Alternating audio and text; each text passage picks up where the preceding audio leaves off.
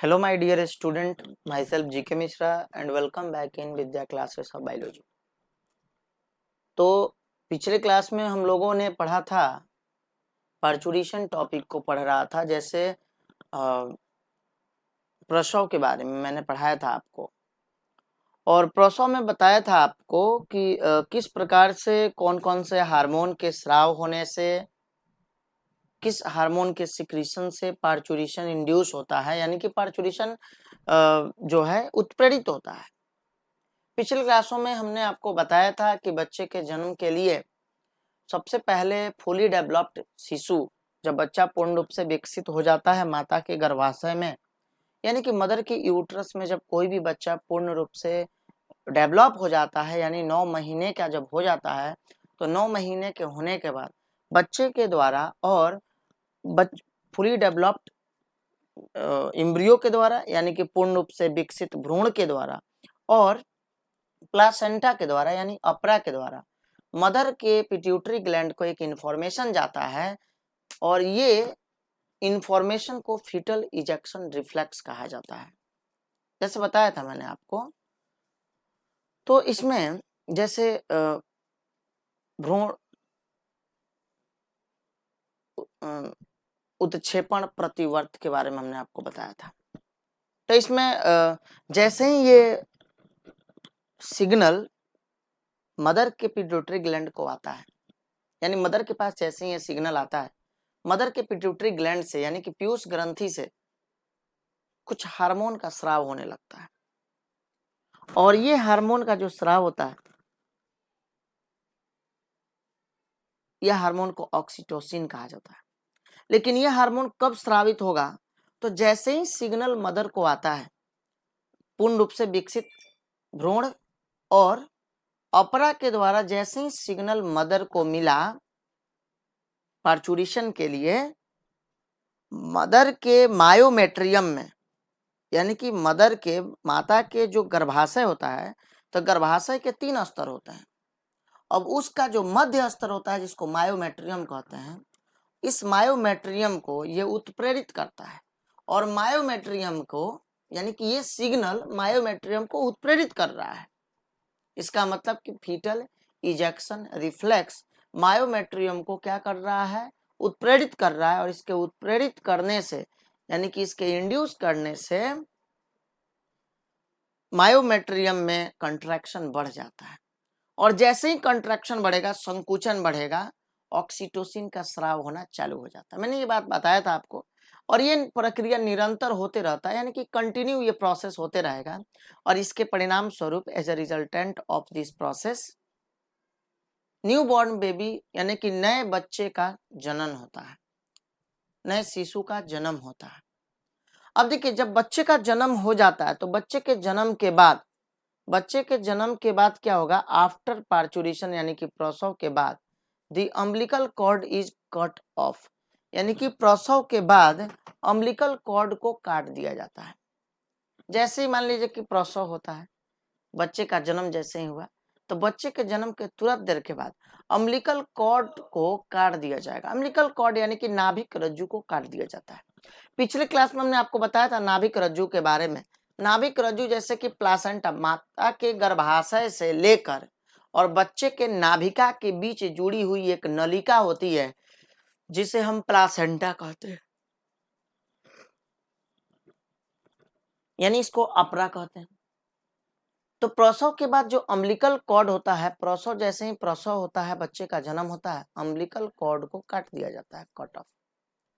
और इसका हिंदी लिख लेंगे, प्रसव के बाद नाभिक रज्जु को काट दिया जाता है। प्रसव के बाद नाभिक रज्जु को काट दिया जाता है। ठीक है, प्रसव जैसे ही कंप्लीट होता है, नाभिक रज्जु को काट दिया जाएगा, और जैसे ही नाभिक रज्जु को काटा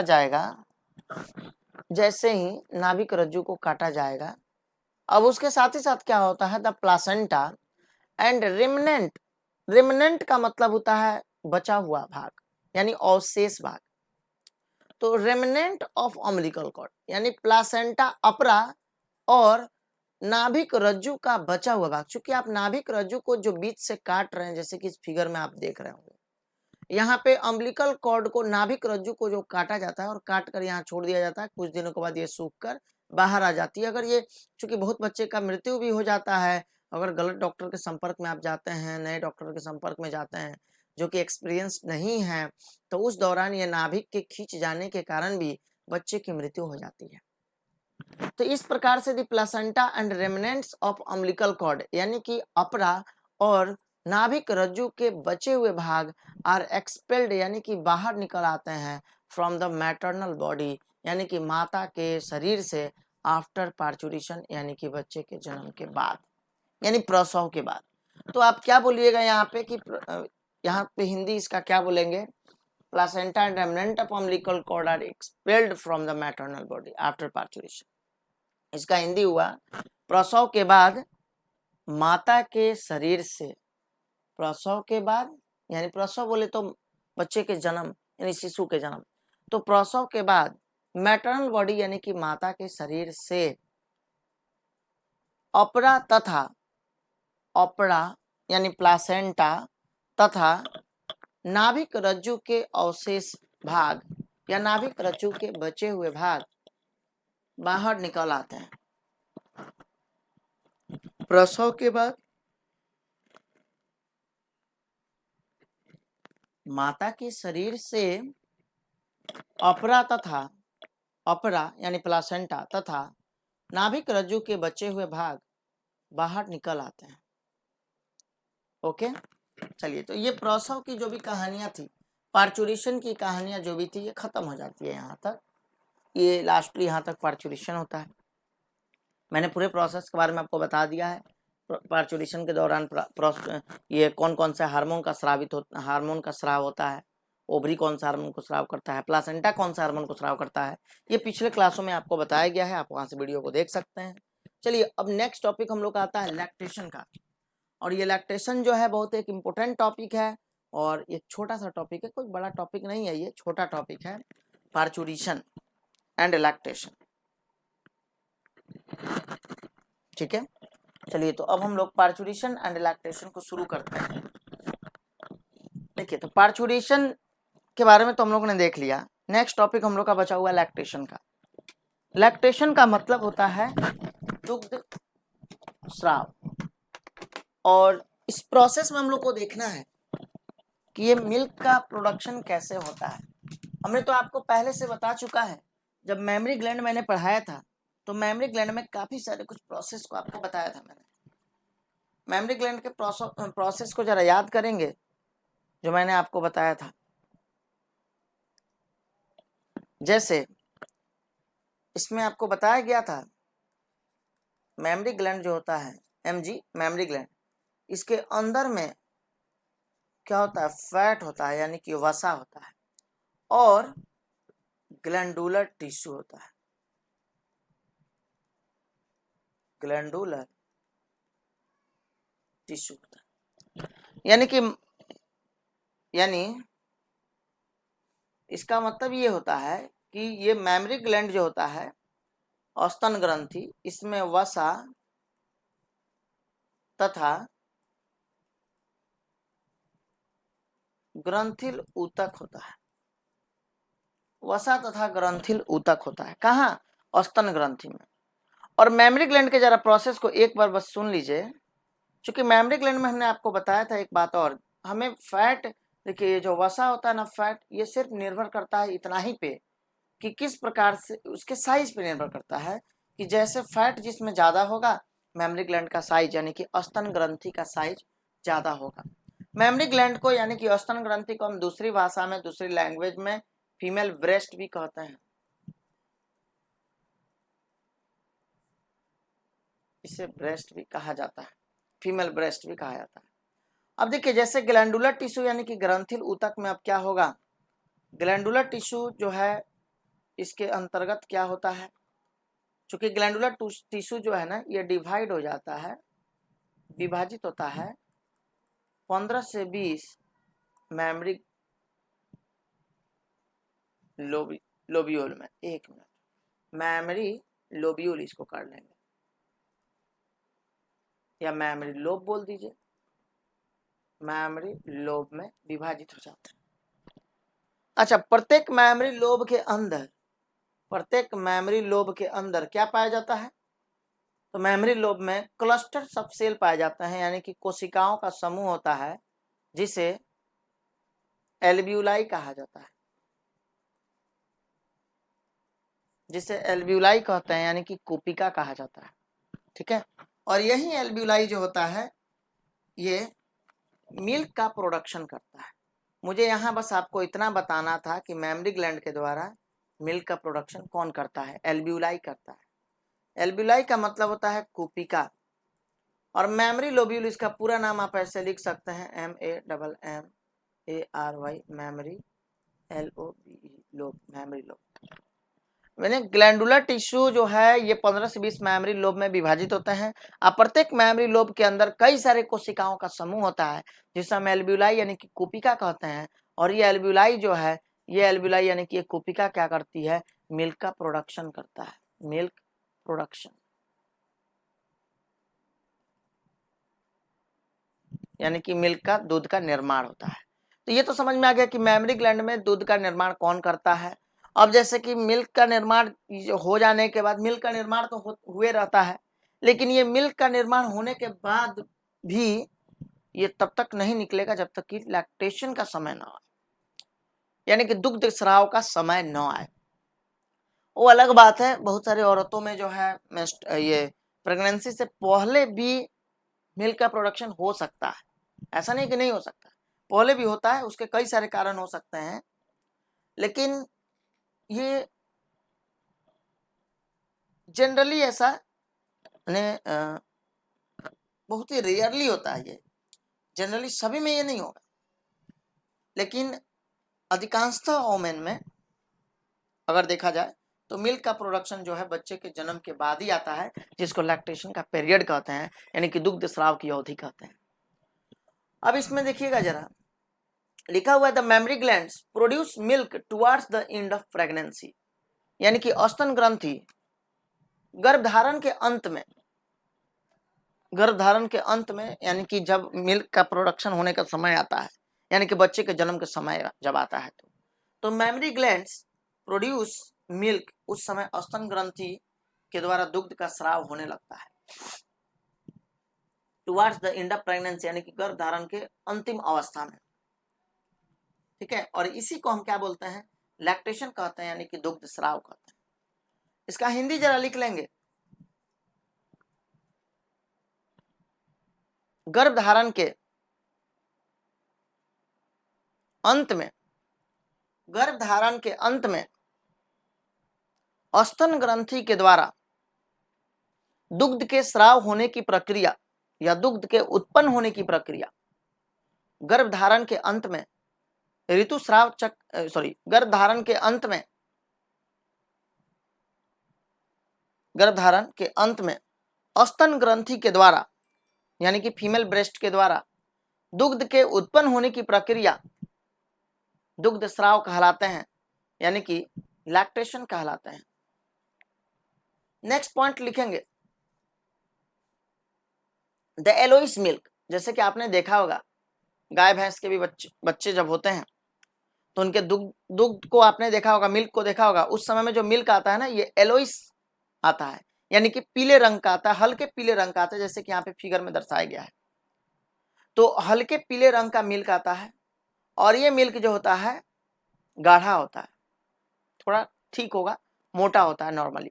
ये देखिए यहाँ पे जैसे कि आप देख रहे हैं, ये जो है ये मिल्क का बोलने का मतलब हो गया कि लैक्टेशन के तुरंत, जैसे कि 3 से 5 दिनों के बीच में या 1 से 3 दिनों के बीच में, लगभग 1 से 3 या 1 से 5 के बीच में ये जो मिल्क का स्राव होता है ना बच्चे के जन्म के तुरंत देर बाद, ये पीला कलर का होता है और गाढ़ा होता है।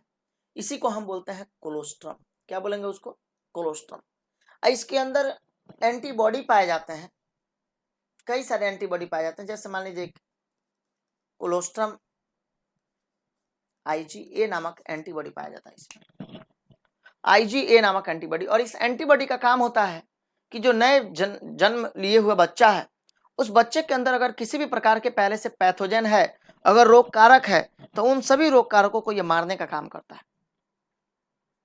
और नए बच्चे के लिए वो रेसिस्टेंस बना देता है, यानी कि प्रतिरोधी बना देता है, ताकि उसको कोई भी बैक्टीरिया, कोई भी फंगस, कोई भी वायरस अटैक नहीं कर सके उस पर, यानी किसी भी पैथोजन के द्वारा, किसी भी रोग कारकों के द्वारा इन्हें बीमारी, कोई भी बीमारी ना हो। अब यहां देखेंगे, द एलोइस milk produce during the initial few days of lactation, यानी कि दुग्ध स्राव के कुछ प्रारंभिक अवधि के दौरान या कुछ शुरुआती दिनों में हल्के पीले रंग के दुग्ध का स्राव होता है, जिसे हम कोलोस्ट्रम कहते हैं। अब ये कोलोस्ट्रम क्या है, क्या बोलेंगे कोलोस्ट्रम के बारे में? तो हिंदी में आप लिख सकते हैं कोलोस्ट्रम के बारे में, दुग्ध स्राव के शुरुआती कुछ दिनों के दौरान, दुग्ध स्राव के शुरुआती या प्रारंभिक दिनों में, दुग्ध स्राव के प्रारंभिक दिनों में हल्के पीले रंग के दुग्ध का स्राव होता है, हल्के पीले रंग के दुग्ध का स्राव होता है, जिसे कोलोस्ट्रम कहा जाता है, जिसे कोलोस्ट्रम कहा जाता है। और कोलोस्ट्रम के अंतर्गत क्या होता है? तो इट कंटेन्स सेवरल एंटीबॉडीज, इसमें कई तरह के एंटीबॉडी पाए जाते हैं, एंटीबॉडीज पाए जाते हैं, जैसे IgA नामक एंटीबॉडी, ब्रैकेट में लिख लेंगे, IgA नामक एंटीबॉडी पाए जाते हैं। It contains several antibodies essential to develop, इसका आवश्यकता क्या क्या चीज में होता है?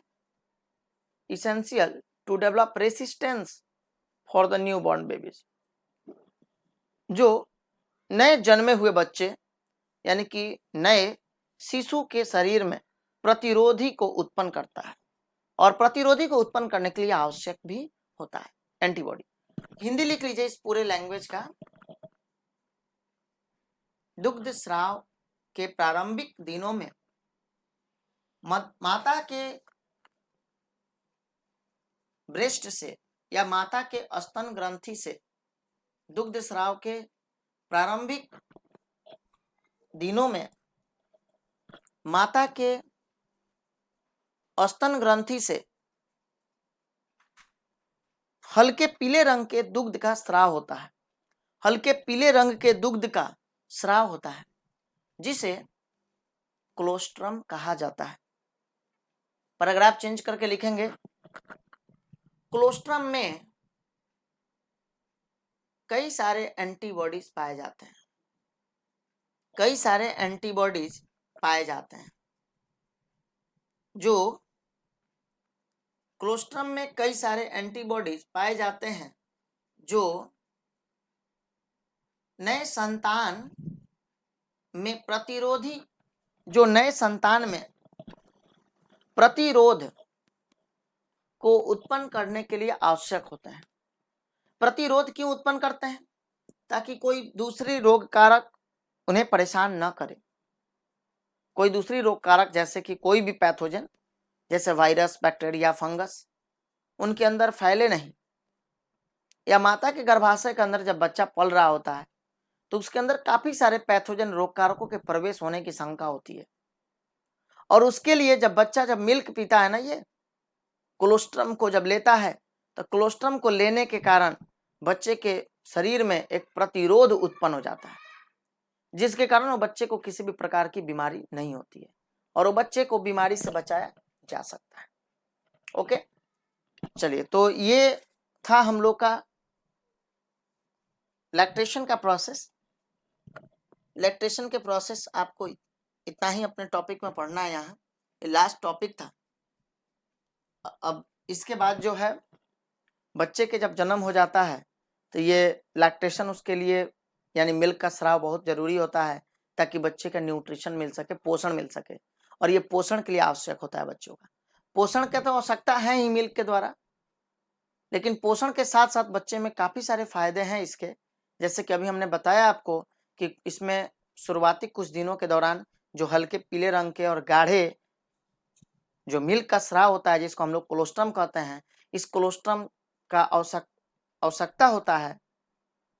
इसमें कई सारे एंटीबॉडीज होते हैं जो बच्चे के अंदर एक प्रतिरोध उत्पन्न कर देते हैं, जिससे बच्चा को किसी भी प्रकार की कोई बीमारी ना हो। ठीक है, नेक्स्ट पॉइंट, जैसे कि अगर मान लीजिए कोई मदर अपने बच्चे को मिल्क फीड नहीं करा रही है, तो मिल्क फीड अगर नहीं करा रही है तो उस दौरान में मदर के ब्रेस्ट में ये मिल्क जो है स्टोर रहता है और उसके अंदर सूख जाता है, जिसके कारण मदर के ब्रेस्ट में एक गांठ बन जाता है, यानी कि सिस्ट का एक रूप ले लेता है और ये बाद में एक ट्यूमर का कारण बनता है और ये ट्यूमर मलिग्नेंट कैंसर का कारण बन सकता है। ठीक है, तो जो भी मदर अगर बच्चे को मिल्क फीड नहीं कराती है, ज्यादातर चांस रहता है कि उस मदर को ब्रेस्ट कैंसर होने का। ओके, तो चलिए ये चैप्टर जो है आप लोग का कंप्लीट हो गया। इसके साथ ही साथ आपको एक्सरसाइज अपनी लगा लेनी है, एक्सरसाइज का पूरा क्वेश्चन सॉल्व कर लेना है। जो उसमें डाउट होता है उसको हम एक बार फिर से सॉल्व कराएंगे। एक्सरसाइज का क्वेश्चन जैसे सब्जेक्टिव का क्वेश्चन भी हम बहुत जल्द शुरू करने वाले हैं। यूट्यूब पे ही सब्जेक्टिव क्वेश्चन 2 मार्क्स और 5 मार्क्स बोर्ड के लिए पढ़ाया जाएगा। तब तक के लिए इस वीडियो को आप लोग कंप्लीट कर लीजिए और चैनल को सब्सक्राइब कर लें, वीडियो को लाइक करें और एक इफेक्टिव कमेंट अवश्य करें, जिसको पढ़ के एक हमें पॉजिटिव एनर्जी महसूस हो। ओके, थैंक यू, मिलते हैं फिर नेक्स्ट क्लास में।